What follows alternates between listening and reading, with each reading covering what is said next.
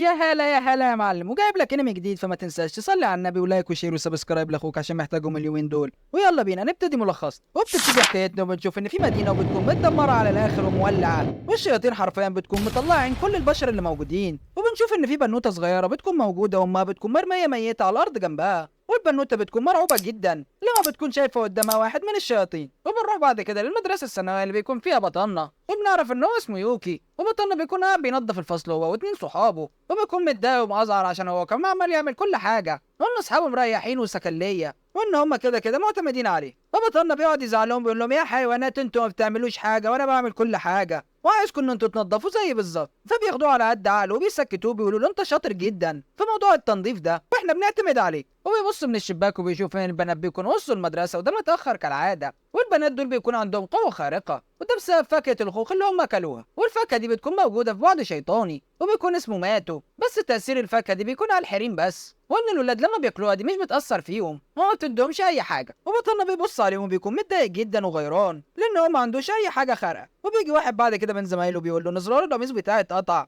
ويا ريت ان انت تعمله لي وتخيطه. فبطلنا ساعتها بيكون مع العده بتاعه الخياطه وبيعملوا له فعلا، واصحابه بيكونوا منبهرين بيه على الاخر عشان هو بيكون عنده مهارات كتير جدا، وبيقول لهم ان انا اختي هي اللي علمتها لي، وده علشان احنا كرجاله ما بنستفادش بقوه الخوخ السحريه، فعلشان كده اختي علمتني الطبخ والغسيل، وانا لو فشلت في الحاجات دي فاختي هتطلع عيني. وبنشوف ان بعد نهايه اليوم الدراسي بطلنا بيروح لواحده من مكاتب التوظيف علشان بيكون بيدور على وظيفه، وان هو يكون حاسس ان هو ليه قيمه، بس بطلنا النحس ما بيتقبلش في اي وظيفه، وبيكون متضايق جدا وزعلان وهو ماشي لان هو بيحس ان هو ملوش اي لازمه في الحياه دي ونفسه يعمل اي حاجه. وفجاه بطلنا بيظهر حواليه ضباب كتير جدا وبيكون مش شايف، وبيلاقي نفسه في مره واحده في مكان بيكون غريب جدا، وبيتصدم بيقول معقول اكون في بعد ماتوا دلوقتي. واول ما بيطلع الموبايل بتاعه بسرعه علشان يعرف التعليمات وايه هو المفروض يعمله لو راح منطقه ماتوا، وبنعرف ان ماتوا ده بعده شيطاني كان ظهر فجاه عن طريق بوابات موجوده في اليابان، وان المكان ده موجود فيه اقوى الشياطين، وبيكون من ضمن التعليمات دي ان انت لو رحت منطقه ماتوا فحاول ان انت تعيش وتستخبى ده لحد ما فايل قتله الشياطين يجي وهو هيجي علشان يساعدك وينقذك. وبطلنا بيكون عمال يقرا التعليمات دي بيظهر ورا النحس شيطان وبيكون ضخم جدا، ولما بيهجم عليه بطلنا بيقدر يتفادى الضربه بالصدفه، وبعد كده بطلنا بيقرر ان هو لازم يفلع علشان يقدر ان هو يعيش وان هو يستخبى في اي حته، وده لحد ما حد بس يلاقيه ويساعده، بس النحس كالعاده بيروح لمكانه بيكون سد في الاخر وما بيكونش في اي حته ان هو يقدر يستخبى من الشيطان الضخم ده، والشياطين كلها بتاعتها بتتجمع حواليه، وبطلنا بيمسك طوبه وبيحدف بيها الشيطان ده علشان يبعدوا عنه، فالشيطان ده بيتعصب عليه وبيقرر ان هو يهجم عليه علشان يقتله، وبطلنا بيكون خايف جدا وحاسس ان حياته خلاص بتنتهي وان هو هينتهي دلوقتي. وفجاه بنشوف ان في شيطان تاني بيكون ظهر وهو ضخم جدا، وساعتها بيدافع عن بطلنا،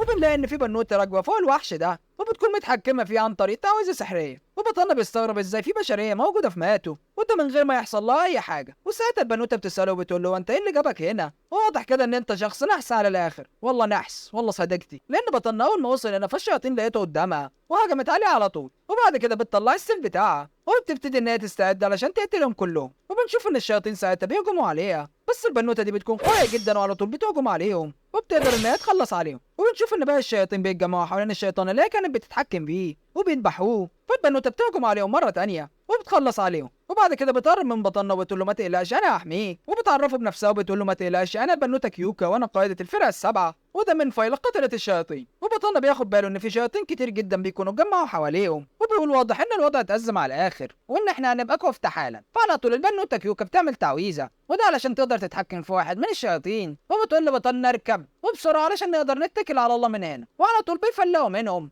بس الشياطين مش بتسيبهم وبتطلع تجري وراهم، وبطلنا بيكون مرعوب جدا ان هم يلحقوا بيهم وان هم ممكن يجيبوهم ويقتلوهم. وبنشوف مره واحده ان في عربيه بتظهر وبتقتل الشياطين كلها وده عن طريق مدفع سحري، والمدفع ده بيكون موجود في ايد بنوته كده، وبنشوف 3 بنات وبيكونوا المساعدين بتوع القائده كيوكا، والقائده كيوكا ساعتها بتسالهم بتقول لهم هو ايه الوضع دلوقتي؟ فبيقولوا ان احنا دورنا كويس وده في المنطقه اللي حوالينا وان احنا ما لقيناش اي ضحايا ابدا، فبتقول لهم ان انتوا لازم تكثفوا البحث علشان احنا لو مشينا من هنا فاحنا مش راجعين، ولازم تتاكدوا ان ما فيش اي حد مفقود. وبنشوف ان واحده من البنات بتستخدم سحر البحث الخاص بيها وده علشان تقدر تعمل مسح للمنطقه كلها وتتاكد ان ما فيش اي حد، بس بتاخد بالها وده بعد ما بتعمل مسح للمنطقه كلها ان في عدد كبير جدا من الشياطين وده جاي ناحيته. فالقائده كيوكا بتقول لهم ان انتوا مالكوش اي دعوه بالشياطين دي وان انتوا لازم تكملوا بحث في المنطقه كلها وانا هقدر ان انا اتصرف معاهم. وبنشوف ان المساعدين بتوعها بيكونوا قرروا ان هم يستخدموا السحر بتاعهم، وواحده منهم بتحول ايديها المدفع وقامت مفرتكاهم واحد واحد، وواحده تانية بتستخدم السحر بتاعها وبتتحول لعملاقه قويه جدا وطويله،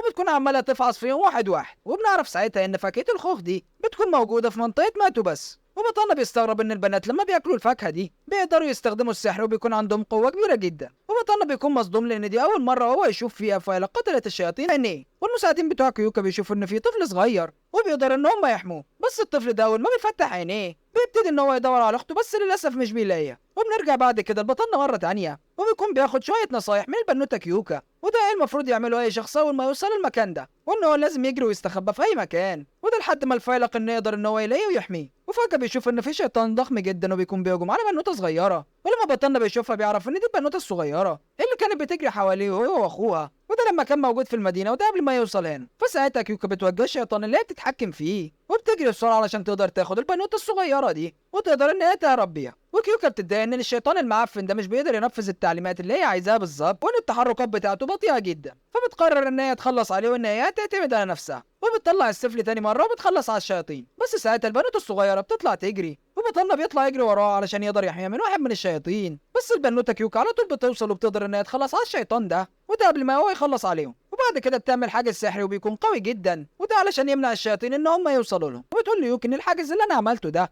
حاجز مؤقت وهيخلص بسرعه جدا. وكيوكا ساعتها بتكلم نفسها وبتقول ان انا لو كنت لوحدي فانا كان زماني قدرت اخلص على الشياطين دي كلها، بس للاسف بوجود الاتنين العبط دول معايا فهم يعملوا لي عائق كبير جدا. وبتقعد تفتكر نفسها لما كانت بتتمرن زمان وكل الحريم بيتريقوا عليها، وساعتها بتصمم ان هي لازم تكون اقوى قائده وده في فايلة قتلت الشياطين. وبنشوفها بعد كده بتكون قربت من بطلنا وبتساله وبتقول له انت اسمك ايه يا صغير، وبتقول له انا محتاجه مساعدتك علشان نقدر نطلع من هنا. فبطلنا بيفرح واخيرا بيحس ان هو ليه لازمه وبيقول لها اكيد يا ابله وان انا مستعد ان انا اعمل اي حاجه. فالبنوته بتقول له بصراحه انا قررت ان انت هتكون العبد بتاعي يا عبد يا ذليل وان انا هتحكم فيك. فساعتها بطلنا بيتصدم وبيفتح بقه ومش بيكون فاهم هو هيحصل فيه ايه. وبتطلب من البنوته الصغيره بعد كده ان هي تغمض عينيها وده علشان ما تخافش من اي حاجه هي هتشوفها بعد كده. وبعد كده بتمسك بطلنا من رقبته وبتقول له ان انا هديك قوه كبيره جدا وده علشان تقدر تساعدني في قتل كل الشياطين دي. فولدنا بيقول لها وانا ازاي اقدر اقتل الشياطين دي وانا ما عنديش اي قوه خارقه اصلا. فبتقول له مالكش اي دعوه وانت عليك ان انت تسيب لي المهمه دي. وساعتها المساعدين بتوع البنوته كيوكا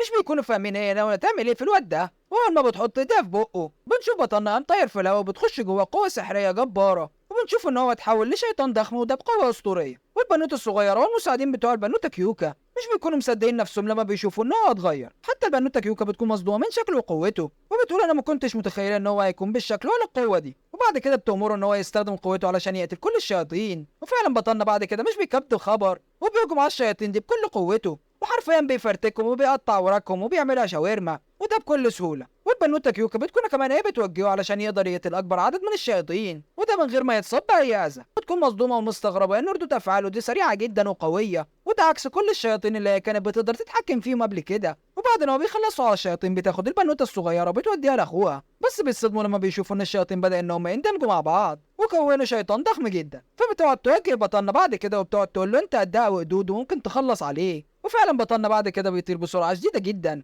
ولما الشيطان بيحدفه بصخره ضخمه بطلنا بيقدر ان هو يكسرها بسهوله وبيقدر ان هو يخلص عليه ويقسمه نصين. وبعد كده البنوته بتلغي التعويذه من عليه وولدنا بيرجع لشكله الطبيعي مره تانية. وبعد كده بنشوف المساعدين بيقولوا له يلا بينا نمشي من هنا بسرعه وده قبل ما تيجي اي شياطين تانية. فبتقول لهم اتكلوا على الله انتوا لان في شويه كلام انا عايز اقوله للواد ده. وبينجح المساعدين بتوع البنوته كيوكا ان هم اخيرا ان هم ينقذوا الولد والبنت ويخرجوهم بره المجال ده كله وبيبلغوا الاداره. وبنرجع للبنوته كيوكا مره تانية وبتقول ان لو اي واحد من الشياطين دي دخل للعالم بتاعنا فده كده هيعمل ضحايا كتير جدا. وبتقول ان انا هدفي في الحياه ان انا اكون اقوى مقاتله وان انا اقدر اخلص على كل الشياطين دي. وبتقول له بوجودك انت جنبي يا عينيا فانا اقدر ان انا احقق اهدافي وهنقدر ان احنا نقتل مع بعض كل الشياطين اللي موجودين في ماتو. وبتقول له انا مبسوطه جدا منك عشان انت خاطرت بنفسك وده علشان تنقذ البنوته الصغيره وان انت ما خفتش. وبطلنا ساعتها بيتحمس وبيقول اخيرا هيكون لي لازمه في الحياه وان انا هكون بطل قوي جدا واقدر اقتل الشياطين وده علشان اقدر احمي المدينه والبشر. وبيقول انا ما كنتش متخيل ان حياتي كلها ممكن تتغير في ثانيه وان انا اتحول من موظف عادي جدا لوحش قوي ويكون عندي قوه اسطوريه واقدر اقتل بيها الشياطين. وبيقول انا عارف ان انا شكلي داخل على حياه وشكلها صعبه جدا وبيقول بس انا هكون مستعد له ده بشكل كويس جدا. وفجاه بيلاقي نفسه بيكون قدام جسر والجسر ده بيودي لمركز التحكم وده الفايل قتلت الشياطين. والبيت بنشوف ان هو شكله بيكون قديم جدا وبطلنا بيكون مستغرب ان البيت ده موجود في منطقه ماتو، بس البنوته بتقول له ما تقلقش لانه بيكون حواليه حاجز سحري وان الشياطين مش هتقدر ان هي تخش. وبطلنا هنا بيكون متحمس وبيقول اخيرا هكون عضو في فايلق قتلة الشياطين. واول ما بتخش بتقابل المساعدين بتوعها وبيقولوا لها ان احنا اخيرا قابلنا الاولاد الصغيرين وقدرنا نرجعهم. وساعتها بيسالوه بيقولوا لها وانت ناويه تعملي ايه في الواد ده؟ فبتقول ان انا قررت ان انا اخليه ان هو يكون الحارس الشخصي بتاعي. فبطلنا بيتصدم وبيقول لها هو حضرتك بتقولي ايه يا ابله؟ فبتقول له طول ما احنا بنقتل الشياطين فانت هتكون موجود معانا وهتكون العبد بتاعي، وان احنا اول ما نوصل السكن هنا انت هتكون الحارس الشخصي. وبيكونوا مستغربين ان في ولد هيكون موجود معاهم وده في البيت بتاعهم اللي كله حريم. وبتقول له ان انا مبسوطه ان انت بتقدر تروق وتطبخ كويس. فبطلنا بيشوف احلامه الورديه وانه هيبقى خدامه. وبطلنا بيقول ان انا مش مفروض ان انا اكون عضو في فايلق قتلة الشياطين، بس بنوته بتقول له ان الرجاله مستحيل ان هم ينضموا للفايلق ده لان هم من غير اي قوه سحريه. وبيقولوا له يلا يا بطل بقى اغسل المواعين وعايزينك تاخد الهدوم بتاعتنا في يومين بسرعه وان انت لازم تروق البيت. وبنشوف بطلنا بعد كده بيكون رجع فعلا لشغلته الاساسيه وبيكون عمال ينظف البيت وبيخلي ان هو يبرق. ولما بيخلص بيتصدم لما بيشوف ان في واحد من الشياطين بيكون ظهر وللاسف هو بيهجم عليه، بس الحاجز اللي بيكون موجود حوالين البيت بيقدر ان هو يمنعه ان هو يخش. وبتظهر بنوته صغيره وبتكون من فايلق قتلة الشياطين وبيكون اسمها نين وبتطمن على بطلنا وبتقول له ما تقلقش يا ولا لان المنطقه اللي احنا موجودين فيها دي بيظهر فيها للاسف شياطين كتير وده اكتر من اي منطقه تانية موجوده في ماتو. وبتقول له ان ماتو ده بعد كبير جدا قد مدينه طوكيو بالظبط وان هو متقسم ل8 مواقع. وبتقول له ان كل منطقه فيها فايلق من قتلة الشياطين. وبطلنا بيقول واضح كده ان البعد اللي احنا فيه ده فيه اسرار كتير جدا وانا شكلي على الله وما اعرفش اي حاجه. وبنشوف ان الشيطان اللي كان لسه طاير من شويه بيظهر قدامهم وساعتها بيقول له احنا مش المفروض ان احنا نخلص عليهم اول ما يظهروا قدامنا. فبتقول له لا لان الشياطين دي ضعيفه جدا واصلا مش بتاثر علينا. وفجاه بنشوف ان الشيطان ده بيبقى كفته واتقتل على طول وده بسبب البنوته اللي هي ده بتقدر تتحول لرشاش هي اللي ذبحته وبتقعد تقول له يا حيوان يا معفن بطل رغي وانت لازم تحضر العشاء بسرعه. وبطلنا فعلا بيعمل لهم وليمه وبيعمل لهم احلى عشاء ولما بيجربوا الاكل بتاعه بيكونوا مبسوطين جدا وبيعجبهم وبيقولوا ان هو طباخ شاطر جدا. بس بطلنا بيكون متضايق جدا وبيقعد يقول ان انا عايز اكون بطل ومش عايز اكون ربة منزل. وبيقول للبنوته كيوكا ان انت وعدتيني ان انت هتساعديني وهتعلميني ازاي اخش القتال وده علشان اكون بطل ويكون عندي قوه كبيره. فكيوكا بتصدمه بتقول له ان انا هستخدمك يا عبد وده لما احتاجك وان انت لازم دلوقتي تركز على شغلك في البيت وان انت ما تفتحش بقك والله عيشه دليله. ولما بيحاول ان هو يعترض على كلامها بنشوف ان المساعده بتاعتها بتطلع السيف وبتحطه على رقبه بطلنا وبتكون عايزه تخلص عليه. فالبنوته كيوكا بتهديها وبتقول له اسمع الكلام بقى وما تعصبناش وما تحاولش تعترض على اوامر علشان تقدر تعيش معانا في سلام. وبنشوف بطلنا بعد كده بيكون قاعد بينظف واحد من ابراج المراقبه وساعتها بيسمع صوت غريب بس مش بيكون عارف الصوت ده جاله منين. وبيتصدم بالمقاتله اللي بيكون اسمها شوشو بتكون مصغره نفسها وبتكون مستخبيه وعماله تراقبه وبتقول له ان انا عندي قدره ان انا اقدر اصغر نفسي واكبرها وده بمزاجي. وبتقول له ان انا موجود هنا علشان اراقبك يا العبان. وبتطلب منه بعد كده ان هو يروح يرتب الاوضه بتاعتها علشان هو الخدام بتاعهم اللي موجود في البيت. وفعلا بطلنا بيروح عندها وبيظبط لها الاوضه ولما بيطلع بيشوف ان البنوته كيوكا بتكون عماله تدرب المساعده بتاعتها وكيوكا بتقعد تقول لها ان ضرباتك دي ضعيفه جدا وان هي بطيئه وان هي لازم تكون اسرع من كده علشان تقدري تقتلي الشياطين بكل سهوله. وبطلنا بيكون قاعد بيتفرج وبيكون مصدوم من القوه بتاعت البنوته كيوكا بس فجاه بنشوف ان في شيطان بيظهر بره الحاجز والبنوته كيوكا على طول بتطير عليه وبتقعد تضربه بسرعه وبهجمات سريعه جدا علشان تعلمها ازاي تقدر تقاتل الشياطين وبضربه واحده من رجليها بتقدر تخلص عليه. وبطلنا بيكون مصدوم جدا من اللي هو شايفه وبيكون مرعوب جدا. وبعد كده المقاتله نين بتقول له ان احنا رايحين اجتماع مهم جدا وان انت هتكون لوحدك مع البنوته شوشو وحاول ان انت ما تعملش اي مشاكل في البيت ده لحد ما نرجع. ولما كله بيمشي بنشوف ان البنوته شوشو بتستفرد بيه وبتطلب منه ان هو يجي معاها الاوضه وعشان يلعبوا شويه العاب مع بعض وبيقعدوا يلعبوا ستريت فايتر ومش بيكونوا عارفين بطلنا قالع ليه بس البنوته بتقعد تتنمر عليه. وفجاه بنشوف ان في واحد من الشياطين بيظهر جنبهم ولما بيطلعوا بيشوفوا ان الشيطان ده بيكون قاعد بيكسر في الحاجز اللي عندهم والشيطان ده بيكون ضخم جدا. فالمقاتله شوشو بتقرر ان هي تستخدم قوتها السحريه وبتقدر ان هي تضخم نفسها جدا علشان تواجهه وساعتها بيهجم عليها بس بتقدر تتفاداه وبتمسك ايده وبتدي لوحده سوفليكس وبتوقعه على الارض. وبطلنا وهو عريان بيكون قاعد بيتفرج عليهم من برج المراقبه الله يكسفك وبيكون مصدوم من قوه البنوته الكبيره. وبنشوف ان هي بتكون قويه جدا وبتمسك فيه وبتطيره وبتقبضه على الارض وده لحد لما بتهجم عليه بضربه قويه جدا وبتقدر ان هي تخلص عليه. وفجاه بنشوف ان في ضربه بتكون قويه جدا وبتيجي في ظهرها والضربه دي بتكون من شيطان وبيكون ضخم جدا وبيكون شكله زباله. والبنوته بتتصدم لما بتشوف ان الشيطان ده بيكون حجمه ضعف حجم الشيطان اللي قبليه وبتقول ان انا لازم اخلص عليه بسرعه قبل ما الامور تبوظ. وعلى طول ساعتها بتحاول ان هي تستخدم قوتها السحريه علشان تقدر ان هي تضخم نفسها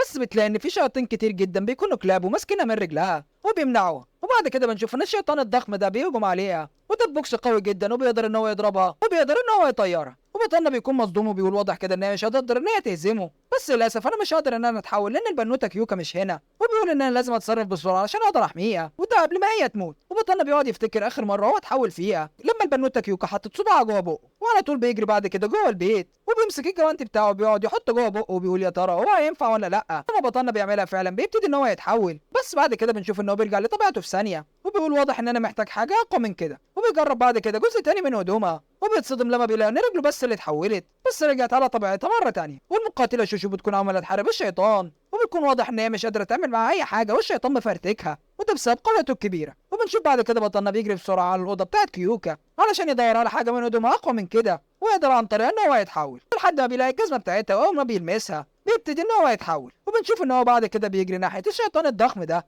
والبنوته شوشو بتتصدم لما بتشوف ان هو نص جسمه بس هو اللي اتحول وان دماغه لسه طبيعيه زي ما هي. فبطلنا بيقول ان ده الحل المؤقت اللي انا لقيته، وبعد كده على طول بيجري على الشيطان ده وبيقعد ان هو يضرب فيه، وده لحد ما بيديله ضربه قويه جدا وبتخلص عليه. والمقاتله شوشو بتكون مصدومه جدا من قوته وان هو قادر ان هو يهزمه بضربه واحده، بس بنشوف ان بطلنا بعد كده بيكون مش قادر ان هو يحرك جسمه، وعلى طول بنشوف ان بعد كده التحول بتاعه اختفى ورجع على طبيعته. ولما البنوته كيوكا بترجع وتتصدم لما بتلاقي ان الحاجز اللي كان موجود على المسكن بتاعهم كان بدأ ان هو خلاص يتكسر ويتشرخ، وبتتعصب جدا على المقاتله شوشو علشان هي استهانت بالشيطان ده وما قدرتش ان هي تخلص عليه بسرعه. وبتنقل بينا المشهد بعد كده بنشوف ان في 3 من فايلة قتله الشياطين بيكونوا بيهربوا من هجوم شيطاني قوي جدا، واحده منهم بتقرر ان هي تواجه الشيطان ده وتكون بتطلب من الباقي ان هم لازم يتحركوا علشان يروحوا يبلغوا القاده، بس على طول الشيطان ده بيروح مهاجم عليها وضربها ضربه قويه جدا وبيقدر ان هو يخلص عليها، وبعد كده بيمسكها وبيكون مستعد ان هو ياكلها، بس بنشوف ان في واحده بتنادي عليه وبتقول له اوعى تاكلها، وبتمسك بعد كده فكه الخوخ السحريه وبتكون بعد كده عماله تدور على يوكي وبتكون متاكده ان هو موجود في البعد ده، وبتقرر ان هي لازم تعمل له زياره. وبعدها البنوته كيوكا بتاخد بطانها وبيرجعوا للعالم بتاعهم، وبتطلب منه ان هو بس يستنى شويه لحد ما تبلغ الاداره، وده بكل حاجه حصلت لما كانوا في البعد التاني. وبطلنا بيكون منبهر بالسفر عبر الابعاد وبيقول ان دي كانت حاجه اخر جمال، وبيتصدم لما بيشوف ان البنوته كيوكا كانت لبست لبسها الطبيعي وبتقول له ان احنا دلوقتي عندنا اجازه. فبطلنا بيكون واقف وبيكون متنح فيها لانه شاف قدامه لقطه قشطه ومستغرب ان بنوته بالجمال ده تكون قائده الفايله قتله الشياطين، والمقاتله شوشو بتكون عماله تدور عليه، فنم بتقول لها ان هو رجع للعالم الاخر عشان النهارده اصلا يوم اجازه، فبتكون متضايقه ان هي هتقضي اليوم ده كله من غيره. والبنوته بتاخد بطلنا عند النصب التذكاري وبتفكروا زمان بحادثه ماتوا لما شياطين كتير قدروا ان هم يوصلوا للعالم هنا وذبحوا ناس كتير جدا من البشر، وبتقول ان كان في واحد من الشياطين دي كان شيطان قوي جدا وكان ضخم جدا وعملاق وعمري ما اقدر انسى شكله ابدا. وبنشوف ان هي لما كانت طفله كانت مرعوبه جدا منه وكانت فاكره ان الشياطين دول كلهم ماتوا لما فالق الشياطين وصل، بس لما كبرت وقرت السجلات بتاعه الحادثه دي اتاكدت ان الشيطان العملاق ده قدر ان هو يقدر يهرب لبعد ماتوا وما يقدروش ان هم يمسكوه ولا يقتلوه، وبتكون متضايقه من الوحش ده على الاخر وبتقول ان انا هدفي في الحياه ان انا ادور عليه واوصل له اصلا، وساعتها انا اعمل منفخ خده شاورما واقتله. وبتقول لبطلنا جهز نفسك عشان احنا هنرجع لبعد ماتوا دلوقتي، فبيقول لها ولو احنا ما لحقناش وخلينا نجيب شويه ايس كريم ويلا بينا نتجه على هناك، فبتقول له ان انا خايفه جدا على البعد اللي هناك ده طول ما انا مش موجوده فيه، بس بطلنا بيفضل زنان وبياخدها فعلا المطعم اللي بيكون بيعمل ايس كريم، وطول ما هم قاعدين هناك بطلنا بيحاول ان هو يكلمها، بس البنوته بتكون مش مركزه اصلا معاه وبتكون سرحانه، فبطلنا بيقول لها ان انت لازم تهدي نفسك شويه ولازم ان انت تستمتعي شويه بالاجازه بتاعتك، لان انت لو قضيتي وقتك كله في الشغل فانت هتتعبي على الاخر. ولما البنوته بتجرب الايس كريم طعمه بيكون حلو جدا ومفيش بني ادم خلقه ربنا طبعا ما يحبش الايس كريم. ولما بطلنا بيشوف ان هي اخيرا بتضحك بيفتكر اخته لما كانت بتكلمه وبيقول ان البنوته دي ضحكتها شبه ضحكه اختي، وبعد كده بيسمعوا صوت تعزير بيكون طالع من الموبايل بتاعها وبنعرف ساعتها ان في خطر في ماتوا، وبيقرروا ان هم لازم يرجعوا بسرعه، فالبنوته بتقرر ان هي لازم تحول الوحش دلوقتي وبتجروا على طول ناحيه البوابه السحريه وده علشان يرجعوا الماتوا. وبنشوف ان في بنوته بتكون شايفاهم هم بيجروا وبتكون مرعوبه جدا، وفعلا بيقدروا ان هم يوصلوا للمركز بتاعهم وبياخدوا بالهم ان في عدد كبير جدا من الشياطين دول موجودين في حفره ويبعدوا عنهم 20 كيلو، والبنوته بتكون مستغربه ان الحفره دي اول مره تظهر وبتطلب من نين ان هي تعمل قدره البحث السحريه بتاعتها، وبيستغربوا ان مفيش اي شياطين بيطلعوا من الحفره دي وبيقولوا ان هم لازم يروحوا علشان يشوفوا الحفره دي ويعرفوا ايه اللي بيجرى هناك. واول لما بيوصلوا هناك بيروحوا بيلاقوا ان في شياطين كتير جدا موجوده في الحفره، فبيقرروا ان هم لازم يخلصوا عليها بقدرتهم السحريه، وبنشوف ان كل المساعدين بيكونوا عمالين يقتلوا كل الشياطين اللي في الحفره، بياخدوا بالهم ان في هجوم جاي من بعيد وده من شيطان عملاق وبيسيب المقاتله شوشو وبيوقعها على الارض، وبطلنا بيتصدم لما بيلاقي ان الشيطان ابو قرن كبير جدا هو اللي هجم عليهم، والبنوته كيوكا اول ما بتشوفه بتكون مصدومه ان الوحش الحيوان ده ظهر مره تانية، وان هي اخيرا قدرت ان هي تعرف مكانه. وبنشوف فجاه ان الشيطان ده بيهجم على واحده من المساعدين بتوعنا، وبيكون قدر ان هو يكسر العربيه بتاعته. وبنشوف ان البنوته الغريبه بتكون واقفه فوق الشيطان وبتقول يلا بينا انا جايه للحفله دي. فبيصدموا بيقول ان دي ممكن تكون شيطانه زيهم. وعلى طول البنوته دي بتستخدم قدرتها السحريه وبتضرب المساعده بهجوم قوي جدا، وبتقدر ان هي تطيرها بعيد. والبنوته كيوكا على طول بتهجم عليها بالسيف بتاعها علشان تقدر ان هي تخلص عليها، بس البنوته والوحش ده بيقدروا ان هم يصدوا الهجوم ده ويتفادوه. والبنوته كيوكا بتقعد تزعق وبتقول لوحيد القرن ده انا هخلص عليك حالا، وده علشان تنتقم للقريه بتاعتها. وساعتها بيسالوا البنوته بيقولوا له انت مين بالظبط يا حيوانه؟ فبتقول يعتبروني ان انا عدوة فيلا قتلة الشياطين كلهم، وبيكون معاها الخوخ السحري بتاع ماتو. وبتقول لها انت ما شفتيش اخويا الصغير. وساعتها بتقرر ان هي تهجم عليها بسرعه، بس بطلنا بيقدر ان هو يصد الهجوم بتاعهم. وبنشوف ان هم في العركه بتاعتهم مع بعض البنت دي بتكون عماله تكلم على اخوها الصغير، وبطلنا بيستغرب ان قوتها مختلفه عن الشياطين وان هي اقوى منهم بكتير جدا. وبتكون لسه هتقول اسم اخوها الصغير بنشوف ان في شيطان كبير بيظهر من العدم. فساعتها البنوته بتتضايق ان هو قطع كلامها، بتخلص عليه في ثانيه الا ثانيه. بس بطلنا ساعتها بياخد باله ان نظره عينيها دي شبه نظره اخته الكبيره بالملي. والبنوته كيوكا بتكون قررت خلاص ان هي تهجم عليها، بس البنوته الغريبه دي بتقدر ان هي تصد الهجوم بتاعهم، وبتستخدم بعد كده قدرتها السحريه وبتضرب يوكي ضربه قويه جدا، وبتقدر ان هي تطيرها بعيد. وبتروح ماسكه بطلنا بشعرها، ولما بتقربوا منها بتتصدم لما بتعرف ان ده اخوها الصغير وان هو مش شيطان. بس البنوته كيوكا بتتدخل ساعتها وبتقدر ان هي تقطع شعرها بالسيف بتاعها، وبتنط عليها فجاه علشان تقتلها.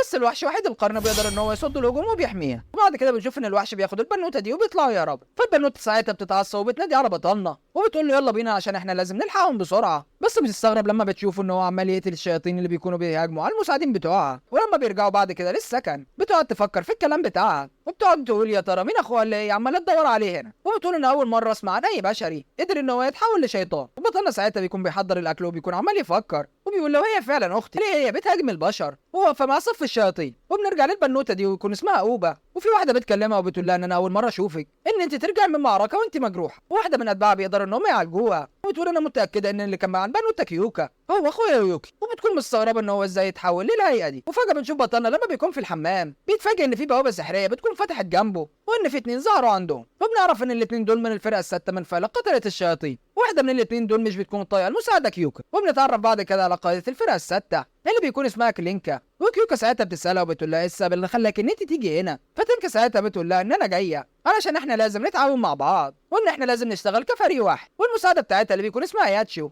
بتقول للبنوته كيوكا انا سمعت ان المساعده بتاعتك اتعورت وده في اخر عركه، وان هي اتعرضت من هجوم من الشياطين واغمى عليها. وبيكون قصدها على المقاتله هيماري، وبتقعد تتنمر على الفريق وبتقول لها انت سواتي سمعه العيله بتاعتنا يا وليه. وبنعرف ساعتها ان هما الاثنين اخوات بس كل واحده فيهم بتشتغل في فريق مختلف. وبتقول لها احسن لك ان انت تسيبي مهمه صيد الشياطين دي وان انت لازم ترجعي للبيت ده مره ثانيه. والقائده كيوكا ساعتها بترد على المقاتله تينكا وبتقول لها فعلا ان الشياطين بدات تظهر وده بكميه كبيره وده في الفتره الاخيره، وان احنا لازم فعلا ان احنا نشتغل مع بعض وده كفريق واحد. بس البنوته الرخمه دي بتقول ان احنا ما عندناش اي ثقه في الفريق بتاعكم وان انت احسن لك ان انت تيجي تشتغلي معانا لوحدك. والبنوته هيماري ومشعر ازرق دي ساعتها بتكون متضايقه جدا من طريقه التنمر اللي شغاله عليها دي، وبتكون نفسها ان هي تخلص عليها. وقتها كيوكا بتاخد بالها من هيماري ان هي متضايقه جدا، وبتقول للقائده تينكا ايه رايك ان احنا نعمل تحدي ما بيننا علشان نشوف مين فينا الفريق الاحسن. وبتقول لها ان احنا هنعمل التحدي ده في بعد ماتو. وبطلنا مش بيكون فاهم اصلا يعني ايه تحدي ما بين القاده، بس البنوته نين بتشرح له وتقول له ده بيكون تحدي علشان كل واحد فيهم يختبر قوته. والقائده تينكا بيكون بيعجبها العرض ده وبنشوف ان هي بتوافق على التحدي. ولما بتمشي بنشوف ان هي بتقول لهم ان انا هجهز الفريق بتاعي وهرجع لكم بعد كده. والبنوته هيماري بتكون راحت للقائده كيوكا وبتطلب ان هي تستخدم القوه بتاعتها. فالبنوته كيوكا بتوافق وبتقول لها ان انت لازم تتدربي لان التحدي ده هيكون صعب جدا. والبنوته بتروح لبطلنا بتقول له ان من هنا ورايح انت هتكون العد بتاعي انا وانا اللي هستخدمك من هنا ورايح. وبطلنا بعد كده بيكون عمل لهم الاكل، والاكل كالعاده بيكون عجبهم على الاخر وبيطفحوه كله.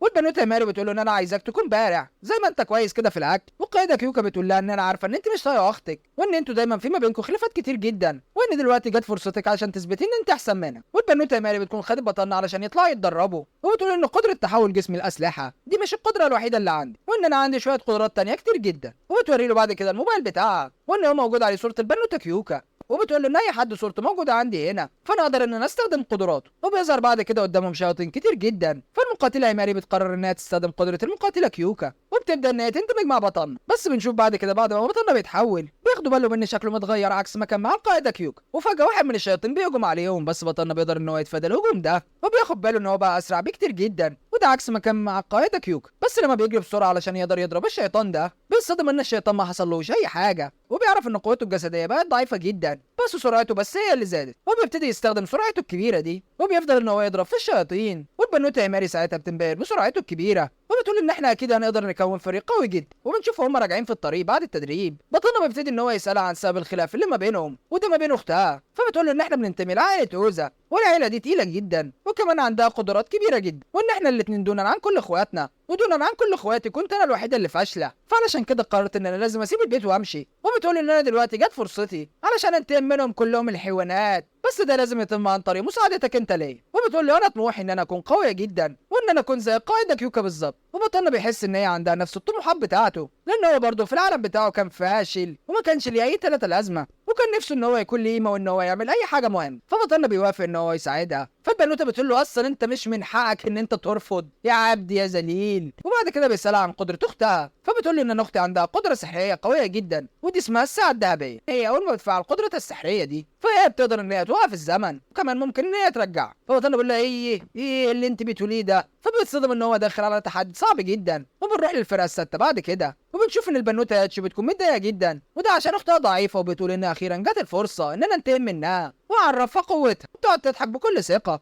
وبتقول ان في التحدي ده اكيد احنا اللي هنفوز بيه. وبنروح بعد كده وبطلنا وهو بيتدرب، والبنوته بتبتدي بعد كده تشرح له طريقه تفعيل البنوته اختها للقدره السحريه بتاعتها، وبتقول ان اختي لازم تاخد وضعيه معينه علشان تقدر تفعل قدره الساعه الذهبيه. فبطلنا بيقول ان انا لازم استغل السرعه بتاعتي، وده وهي بتفعل القدره بتاعتها، وان احنا لازم نهجم عليها بسرعه جدا. فالبنوته بتقول له بالظبط كده، وان احنا ما ينفعش ان احنا نديها اي فرصه، عشان لو قدرت ان هي تفعل قدرتها السحريه فاحنا هنخسر. وبتقول له ان انت لازم تدور على ضربه قويه جدا، ودي تقدر تنهي بيها الخصم وده في مره واحده. وبتقول له ان انت لازم تركز على قوه رجلك علشان انت بقيت سريع دلوقتي في الحركه. وبنشوف ان بطلنا اول ما بيبتدي يركز على قوه رجله، لان رجله كبرت وبقت ضخمه جدا، وكمان بدا ان هو يجري بشكل اسرع، وبيجرب ان هو يهجم على شيطان، بس برضه الضربه بتاعته بتكون ضعيفه جدا. فبتقول له واضح ان انت ركزت على قوه رجلك، وده بزياده عن اللزوم، فعلشان كده ضربتك كانت ضعيفه جدا. وبتقول له ان احنا لازم نقعد نحاول اكتر من مره، وان احنا اكيد لازم ننجح. والبنوته كيوكا بتوصل بعد كده علشان تتفرج على تدريب القوات بتاعتها، وبتاخد بالها ان بطلنا شكله اتغير، وده عكس لما كان معاه. تقعد البنوته تتحمس فيهم ده بشكل كبير جدا، وبتقول لها ان انت لازم تحاولي تركزي على جوهر قوته، وبتقول لها ان انت لازم تكوني قريبه منه علشان تقدري تخرجي كل قوته. وفعلا بنشوف ان هي بتنط على بطلنا، وبتبتدي ان هي تقول له ان انت لازم تركز على قوه رجلك. وساعتها بطلنا بياخد باله ان في قوه كبيره جدا، ودي بدات ان هي تخش جوه جسمه، وبعد كده بيتحرك بسرعه شديده جدا، واول ما بيضرب واحد من الشياطين بيقدر ان هو يخلص عليه بضربه واحده. فالنوتة كيوكا بتنبهر ان هي قدرت تخرج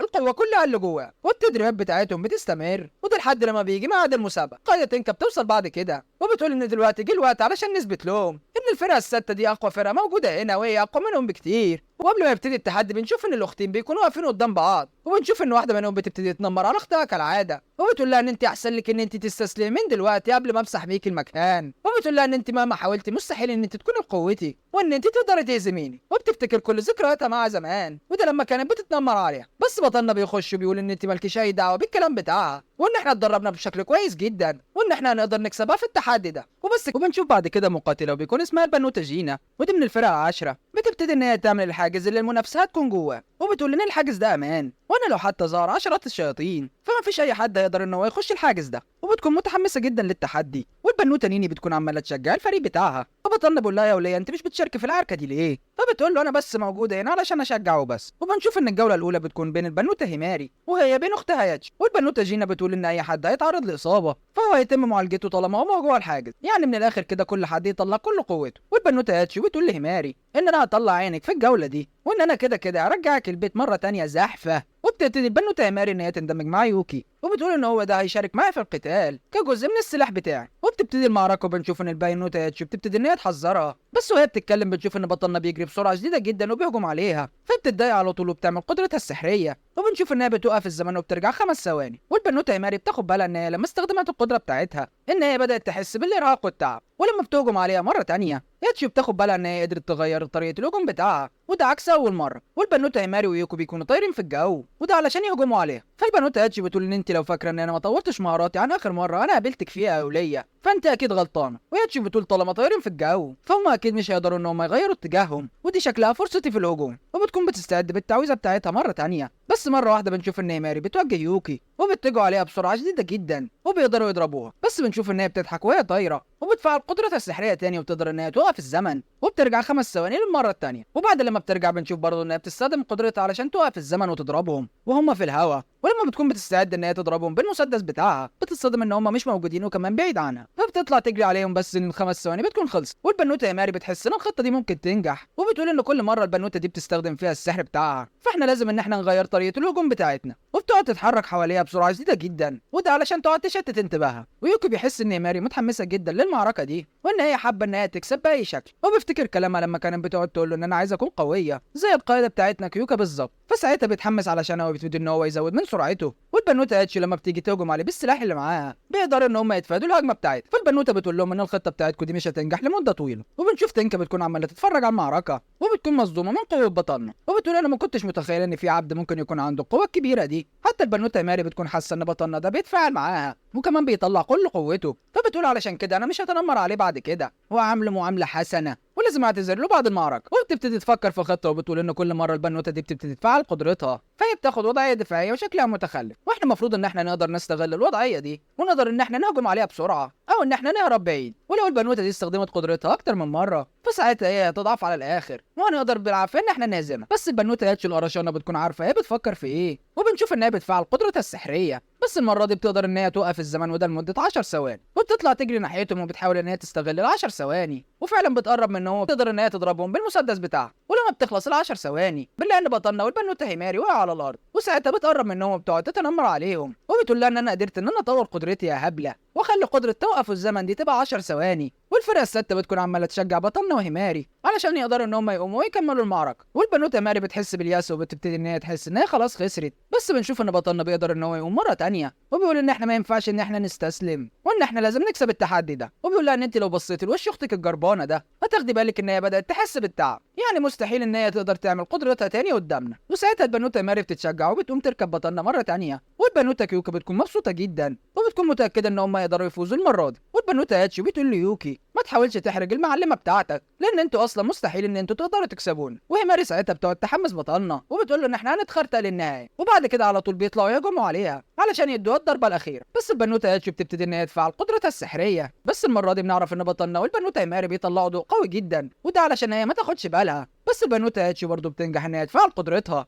ولما بتستعد علشان تقتلهم مره تانية بتكون مصدومه ان بطلنا واقف قدامها وفي ضباب كتير جدا وراه ومش بتكون عارفه البنوته هيماري موجوده فين، فبتقعد تضرب ضربات في الهواء ومش بتكون عارفه اذا كانت هتصيبها ولا لا. ولما ال5 ثواني دي بتنتهي بنلاقي ان البنوته هاتشي دي هي اللي اتصابت، وبنعرف ان البنوته هيماري كانت موجوده تحتها ونجحت ان هي تضربها بالسلاح بتاعها، بس بنعرف ان الضربات اللي ضربتها هاتشي بالسلاح بتاعها كلها جت في بطلنا وبتقع البنوته هاتشي على الارض واخيرا بتخسر الجوله الاولى. وساعتها البنوته كيوكا بتفرح جدا ان البنوته هيماري نجحت ان هي تهزمها واخيرا نجحت ان هي تنتهي، وبتقول ان هم قدروا ان هم يتقنوا حركات كويس جدا وكمان يندمجوا بشكل كبير وعلشان كده قدروا ان هم يكسبوا في الجوله. والمقاتله جينا اخيرا بتبتدي ان هي تعالج بطلنا وبتقول له طالما انت موجود ومتنيل جوه الحاجز فانا اكيد ان انا هقدر اعالجك بكل سهوله. وبنروح للبنوته هاتشي واثناء علاجها وبتفتكر ان هي في مره من مرات زمان كانت تعبانه جدا وكان عندها برد، والغريب ان البنوته هيماري هي اللي كانت موجوده علشانها وبتحس ان هي طيبه جدا وان هي لازم تغير من طريقه معاملتها معاه. وفعلا بنشوف ان هي بتروح لها وبتبتدي ان هي تعتذر لها وكمان بتهنيها ان هي اخيرا كسبت في التحدي. وبنروح بعد كده للقائده تنكا وبتكون بتكلم البنوته هاتشيو وبتقول لها ان انت عبيطه واستهترتي بالخصم بتاعك فعلشان كده انت خسرت، وبتقول انه لولا الحاجز اللي كان موجود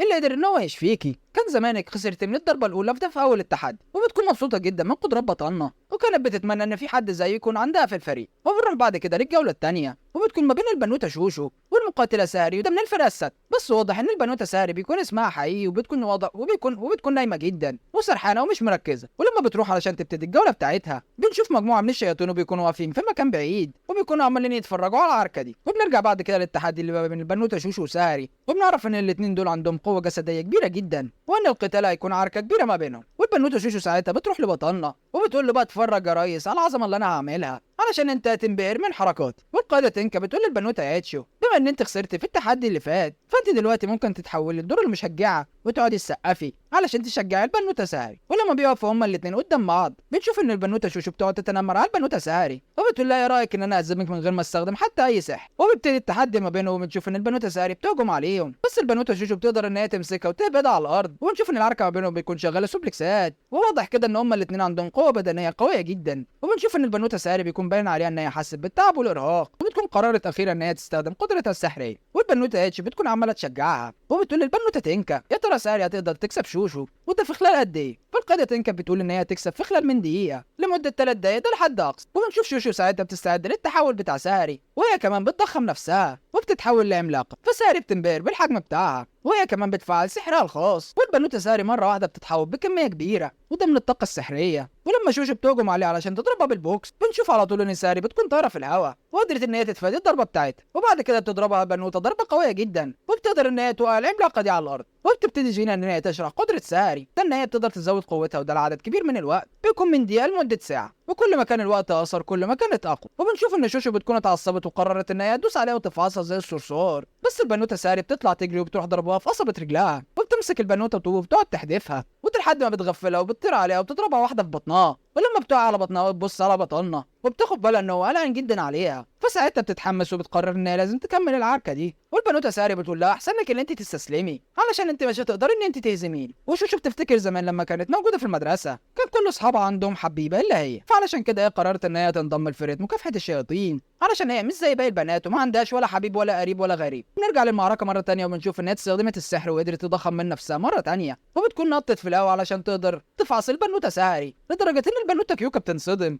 اول ما بتشوف حجمها الكبير ده. واول ما البنوته شوشه بتنزل على الارض بتهبدها، كله بيكون حاسس ان القتال خلاص انتهى وان البنوته ساري خلاص اتفعص. بس بنشوف ان البنوته ساري بتكون عماله تقاوم وبتكون بتحاول ان هي ترفعها من عليها، بس البنوته شوشو بتروح ماسكاها بايديها وبتقول لها دلوقتي انا هخلص عليك، وبتروح ماسكاها وهبدأها في الارض واحده. وبتشوف ان البنوته ساري بعد كده مش بتجيب اي نفس ومش قادره ان هي تتحرك، فبيفتكروا ان البنوته شوشو هي اللي خلاص كسبت في التحدي. بس بيتصدم ان البنوته ساري وقفت مره تانية ورجعت قوتها اكتر من الاول بكتير. فايتشي بتقول ان دي قدره خاصه عند ساري، وان هي حتى لو اغمى عليها وقدرتها كانت لسه فعاله فهي ممكن لسه تكمل العركه دي وقوتها بتكون اكتر بكتير من الاول. وبنشوف ساري بتهجم عليها بهجوم قوي جدا وبتروح ماسكه شوشو حدفها بقوه كبيره، وبطلنا بيكون مصدوم من القوه الكبيره بتاعت سهري وان هي قدرت ان هي تحدفها مع ان البنوته شوشو كانت في حجم كبير جدا. وبنشوف فعلا المقاتله شوشو بتكون خلصانه ومش قادره ان هي تعمل حاجه، وبنشوف ان هي اخيرا بتخسر التحدي. واتشو ساعتها بتفرح ان صاحبتها قدرت ان هي تفوز، وبتقول ده اكيد بسبب ان انا كنت عمال اشجعها. وبتبتدي البنوته جينا ان هي تستخدم قدرتها العلاجيه وبتعالج البنوته شوشو، وبتقعد تعتذر لقائدها كيوكا،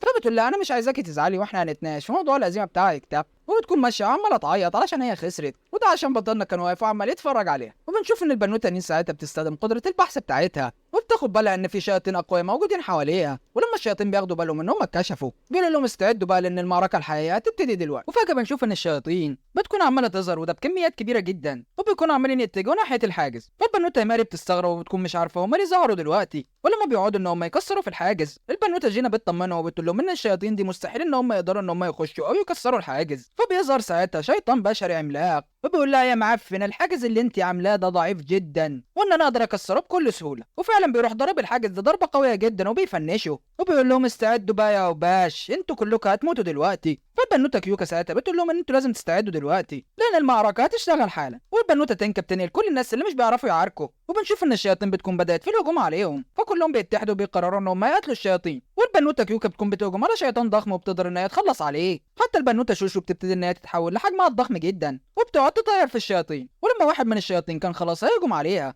على طول البنوته ساري بتتحول هنا وبتقدر تنقذها. والشيطان البشري ده لما بيكون بيبص عليهم بيقول لهم ان انتوا اصلا مش الهدف بتاعي يا معفنين، وبيقرر ان هو يتكل على الله ويمشي. بس البنوته ماري بتكون وصلت عنده بتقول له انت الخصم بتاعي يا ولد. ولما بتحول ايديها المدفع رشاش بيقدر ان هو يصد الضربات كلها بايده وده بكل سهوله. وبعد كده على طول بيروح ضربها بصاعقه رعديه وبتكون قويه جدا، بس اختها ياتشي بتقدر ان هي تلحقها وبتنقذها. وبتقول ان الشيطان ده شكله قوي جدا وبيختلف عن كل الشياطين اللي احنا دخلنا معاهم في عركه قبل كده. وساعتها البنوته ياتشي بتشاور لها على بطلنا علشان تروح تتحد معاه. البنوته ياتشي بتقول للشيطان ده انا هعمل من وراكك شاورما. وبنروح للبنوته كيوكا وبتكون عماله تقتل في الشياطين هي وبطلنا يوكي، بس بتوصل عندها على طول البنوته ماري وبتطلب ان هي تاخد بطلنا لفه. فبطلنا بيقول لهم يعني ازاي اتنين في وقت واحد. بس الفكره ساعتها بتعجب البنوته كيوكا جدا وبتوافق عليها. ولما البنوته ماري بتبتدي ان هي تندمج معاه، بنشوف بطلنا ساعتها بيكون اتحول لشكل غريب جدا، بس القوه بتاعته بتكون مرعبه، وبيكون حاسس ان هو عنده طاقه كبيره جدا، وبيفتكر الهجمه القويه بتاعت هوبا،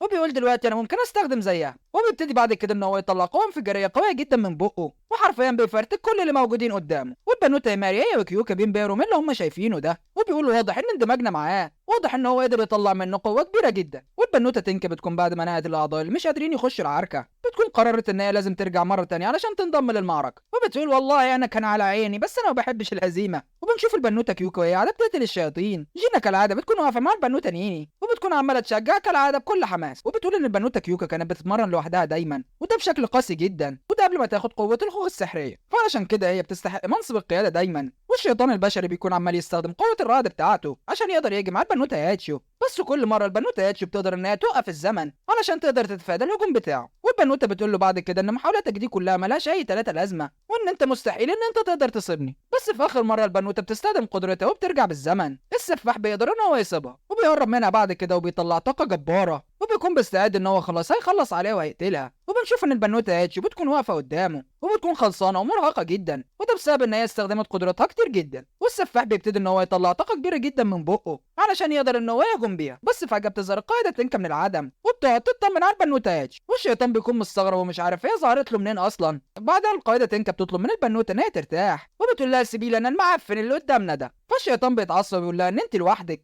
مستحيل ان انت تقدري تواجهي كل جيش الشياطين. بس البنوته بتقول له وين يا ولد، ما تراني ما اشوف شياطين. ولما بنشوف ان الضباب اللي حواليهم ده بينتهي، حرفيا بيكونوا كل الشياطين مدبوحين ومولعين، وبتقول له انا منعت اي شيطان ان هو يتدخل في العركه اللي ما بيننا، ودي هتخلص واحد لواحد. فالشيطان بيحس ان هي عندها قوه كبيره جدا وبيكون متحمس جدا ان هو يحاربها. نرجع بعد كده لبطلنا يوكو بيكون عمال يقتل في الشياطين، وده بعد ما اندمج مع البنتين، بس بيكونوا مستغربين ان الشياطين دي عددها عمال يزيد وان هي مش بتخلص ابدا. فالبنوته كيوكا بتتعصب وبتطلع السيف بتاعه وبتذبح واحد. وبنشوف برضه البنوته ساري وشوشو بيكونوا شغالين تذبيح في الشياطين اللي حواليهم، وده باستخدام قوتهم الجباره. والشيطان البشري الضخم بيكون واقف قدام البنوته تنكا وبيقول لها ايه رايك ان انتوا تتحدوا كلكم ضدي علشان اخلص عليكم كلكم مره واحده وان احنا ما نضيعش وقت. فالبنوته تنكا بتبص له وبتقعد تضحك لان هو شيطان شكله مغرور جدا. وبعد كده الشيطان ده بيهجم على البنوته تنكا، وده بقوه سحريه جباره وكبيره جدا، بس بتقدر على طول ان هي تفتح بوابه زمنيه وبتختفي وعلى طول بتظهر وراه وبتحاول ان هي تضربه، بس السفاح بيقدر ان هو يتفادى الهجمه بتاعتها وبيقول لها حتى لو ضربتك دي جت فيا يا وليه فانت مستحيل ان انت تقدري تعملي لي اي اصابه لان جسمي اصلا معمول من الفولاذ. وبيهجم بعد كده عليها بثلاث كور ناريه، فبتفتح برضه البوابه الزمنيه وبتختفي، وبعد كده بتظهر وراه وبتستخدم سحر وبيكون شكله غريب جدا، وبتقدر تعمل ثقب اسود قوي وعلى طول بيبتدي ان هو يسحبه جواه. وعلى طول الشيطان ده بيهرب من الثقب ده بسرعه، بس بيلاحظ ان ايده اتعرضت لاصابه، وجينا وني بيكونوا واقفين من بعيد وقاعدين بيشجعوا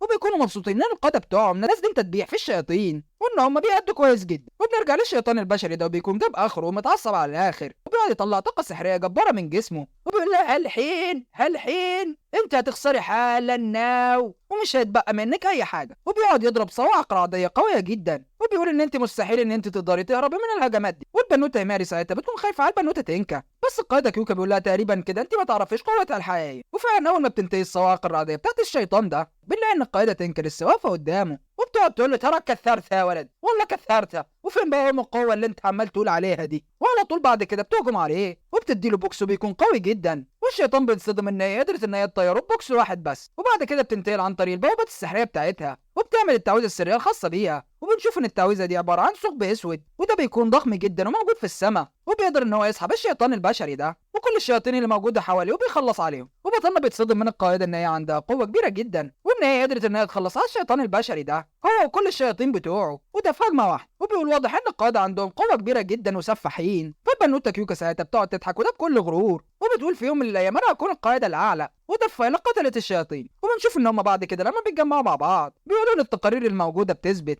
ان كان في قاده شياطين موجوده حوالينا، بس الغريب انهم اختفوا مره واحده. والبنوته دي بتعتذر لهم وبتقول لهم معلش لان انا قدره البحث بتاعتي ما قدرتش ان هي تكشف مكانهم بسرعه وخلتهم انهم يقدروا يقربوا مننا ويهجموا علينا. فالبنوته كيوكا بتقول لها ما تضايقيش نفسك يا قطايه لان هم ممكن يكون عندهم قدره التخفي، فعلشان كده انت ما قدرتيش ان انت تحددي مكانهم، وكويس جدا ان احنا قدرنا ان احنا نكشفهم وده في اللحظه الاخيره. وجينا بتكون مبسوطه جدا بالعركه بتاعت بطلنا وساعتها بتدي له ورقه وبتقول له اوتوجراف يا بيه انا عايزه توقيعك وان انا هحتفظ بيه على طول. وبتروح بعد كده البنوته ماري لاختها يايتشيو وبتشكرها ان هي ساعدتها في العركه الاخيره وده ضد الشياطين لما انقذتها، بس كعاده البنوته يايتشيو بتقعد تتنمر عليها وبتتعامل معاه بكل عوجان. والبنوته كيوكا بتقول للقائده ان احنا هنأجل التحدي اللي ما بيننا وده لحد ما نخلص الموضوع بتاع الشياطين ده، وهنعتبر ان التحدي اللي كان بيننا ده انتهى بالتعادل. وبعد كده القائده تنكا بتاخد الفريق بتاعها وبتودعهم، بس للاسف بتبص لبطلنا بصه مش تمام وشكلها بيكون متحرش، وواضح ان بطلنا عاجب على الاخر. وبعد كده البنوته نين بتكون قاعده بترسم صور قاده الشياطين اللي قدرت ان هي تشوفهم عن طريق قدرتها السحريه. وبطلنا بعد كده لما بيبص على الصور دي بيلاقي صوره بنوته فيهم شبه اخته بالملي. وبطلنا بالليل وهو نايم بيقول يا ترى ايه الشيطانه اللي كانت شبه اختي دي ما كانتش موجوده معاهم ليه اخر مره، ويا ترى هم مجموعه منفصله ولا في اي سبب تاني. وتاني يوم بنشوف ان كيوكا بتاخد البنوته يا ماري وبطلنا وده علشان يروحوا يزوروا القاعده تاني. وبطلنا بياخد باله ان المبنيين شبه بعض، فالبنوته كيوكا بتقول له ان كل المباني بتاعت فرقه قتله الشياطين كلها شبه بعض. وطبعا لما بيخش بطلنا بيبتدي ان هو يعمل المهمات اليوميه بتاعته من كنيس وطبيخ ومسح وغسيل. ولما بيخش اوضه البنوته اتشيو بيتصدم ان هي حاطه في كل مكان حواليها صور اختها يا ماري، فساعتها بيخاف وبيحس ان هو دخل اوضه غلط وعلى طول بيطلع يجري منها. وبعد كده البنوته يا ماري بتطلع على صاله الالعاب الرياضيه وبتلاقي ان البنوته اتشيو قاعده بتتمرن، فساري بتقول لها ان بعد التحدي الاخير اللي كان بينكم ومن ساعتها تقريبا البنوته دي عايشه في صاله الجيم وبتتمرن بشكل مستمر وده اكتر من الاول بكتير. ولما البنوته يا ماري بتروح علشان تطمن عليها كالعاده بيقعدوا يتخانقوا مع بعض وبيكونوا مش طايقين بعض. والقائده تنكا بتكون قاعده مع القائده كيوكا وبيكونوا قاعدين يحللوا الهجوم الاخير بتاع الشياطين، وبتقول ان اخيرا بعد المعركه الاخيره فما فيش اي حد من قاده الشياطين ظهر لحد دلوقتي. وكيوكا بتقول ان احنا ما ينفعش ان احنا نستنى هنا كتير ولازم ان احنا نروح ندور في المكان ده تاني. فالقائده تنكا بتقول لها فعلا معاكي حق، لان احنا اول مره نقابل شيطان وده على هيئه واحد بشري. وبيقعدوا يفكروا بعد كده وبيقولوا يا ترى في شياطين على هيئه البشر ولا هو الوحيد اللي كان بالشكل ده. القائده تنكا بتقول لكيوكا ان الشيطان البشري اللي انا واجهته ده انا حاسه لحد دلوقتي ان هو لسه عايش وما ماتش. وبنروح بعد كده فعلا لمقر الشياطين وفعلا بيكون الشيطان ده لسه عايش وعلى قيد الحياه، وبالمناسبه بيكون اسمه راين. وبنشوف ان العفريته اللي كانت معاه بتقول له انت محظوظ يا لان انا كنت معاك، لان انا اللي قدرت انقذك في اللحظه الاخيره. وبنشوفها فعلا كانت قدرت ان هي تخترق الفجوه السوداء اللي اتعملت وقدرت ان هي تسحبه قبل ما يخش ويموت وده في اللحظه الاخيره. فساعتها الشيطان بيتضايق بيقول لها على فكره انا كنت ممكن اخلص الموضوع بس ما حبيتش اتعفرت. فبتقول له ان انت اصلا خسرت المعركه اول ما الشياطين اتباعك كلهم ماتوا واتكلوا. وبنعرف ان العفريته دي بيكون اسمها شكوكو. وبيقولوا بعد الاختبار اللي احنا عملناه لقاده قتله الشياطين فاحنا تاكدنا ان الشياطين في مستواها الحالي مستحيل ان هي تقدر تخلص على الفيلق بتاع قتله الشياطين. وبتقول لهم ان احنا لازم نستنى اعضاء الفرق الثمانيه بتوعنا علشان نقدر ان احنا نهجم عليهم ونقدر ان احنا نهزمهم. والقاده تنكا بيعجبها شغل بطلنا وده جوه المقر بتاعهم، فبتقول للقاده كيوكا ان انا معجبه بيه جدا وعايزاه يفضل عندنا. وبتقول لها في المقابل فانا هديكي صوتي في الترشيحات الجايه علشان تكون القائده العليا وده في فرقه قتله الشياطين. فالبنوته بتقول لها لا ما ينفعش الكلام ده، لا لا لا لا، وانا مش هساوم بيوكي وانا كده كده برفض العرض ده. وبتقول لها انا اصلا هكون القائده بقوتي ومش محتاجه مساعده اي حد ابدا. وبنشوف بعد كده القائده كيوكا بتكون مجمعه الفرقه بتاعتها كلها وبتكون بتحاول ان هي تجرب ان بطلنا يندمج مع نين وشوشو علشان تشوف قدراته هتكون عامله ازاي. وبطلنا طبعا بيوافق على الاقتراح بتاعها، واول ما بيبتدي ان هو يندمج مع البنوته نين بيكونوا مستغربين ان شكله اتغير على الاخر. فبطلنا بيقرر ان هو يستخدم قوته بعد ما اندمج وبعد ما تحول للشكل الجديد ده، بس بيلاحظ ان سرعته وقوته بقى ضعاف جدا. بس في المقابل بيقول لهم انا حاسس ان قدرتي السمعيه والبصريه بقوا اقوى بكتير جدا. فالبنوته كيوكا بتقول له يبقى انت كده قدرت تاخد القدرات بتاعت نين. واول ما بيبتدي ان هو يجرب قدرتها البصريه وبيبص على الفرقه بتاعته بيكون شايفهم مطوا من غير هدوم. فالبنوته كيوكا بتقول له ان انت اندماجك مع نين هيقدر ان انت بسهوله تقدر تحدد اماكن الشياطين. وبيجي الدور على البنوته شوشو اول ما بتندمج معاه بيتحول الباشا لوحش صخري وبيكون عملاق جدا، وبيكون ملاحظ ان قوته بقت جباره وكبيره جدا بس للاسف حركته بقت بطيئه جدا. والبنوته كيوكا بتقول اندماجه مع البنوته شوشو ده اصلا مش هيفيدنا باي حاجه لان احنا عايزينه يكون سريع وقوي في نفس الوقت. وفجاه بنعرف ان البنوته نين عندها مدرسه وحصه وبتقرر ان هي لازم تروح بسرعه علشان تلحق الحصه بتاعتها. فبطلنا بيقرر ان هو هيروح معاها ويوصلها. وهم ماشيين بطلنا بيسالها بيقول لها هو انت ايه اللي خلاك ان انت تنضمي لفرقه قتله الشياطين؟ فبتقول له ان انا ابويا وامي اختفوا فجاه وسبب اختفائهم كان حادثه بسبب بوابات ماتوا اللي كانت فتحت في المدينه، وان هي دايما كانت بتدور عليهم باستمرار، وان هي بعد ما جربت فكه الخوخ اكتشفت ان هي طلع عندها مهاره البحث، فعلشان كده هي قررت ان هي تنضم لفرقه مكافحه الشياطين